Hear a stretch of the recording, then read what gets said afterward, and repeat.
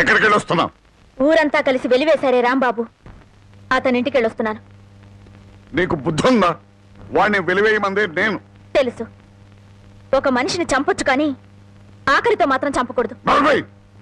ఊరందరికీ లేని అభిమానం నీకెందుకే? అతనంటే నాకు ఇష్టం. ఏమండి ఆగండి, ఎందుకు ఇంత ఆవేశం? నరికేవతో మారేస్తాను. మీరేమైనా చేసుకోండి, నా మనసులో మాట చెప్పాను. చెబుతావే, ఎందుకు చెప్పు? అసలు వాడు ఎవడేమిటో నీకు తెలుసా? తెలియదు. మీ అక్క చావుకి కారణం ఎవరో కాదు, వాడే. నేను మీ అక్కను చెప్పానా? ఎవడా మాట చెప్పింది? మా నాన్న. ఎవరు మీ నాన్న? రాఘవయ్య.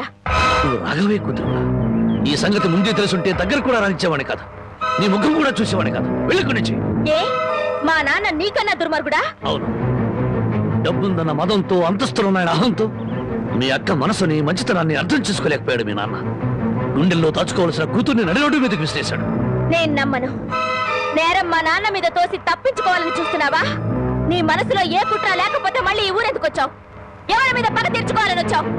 నా మీద, మా నాన్న మీద, లేకపోతే మా కుటుంబం మీద?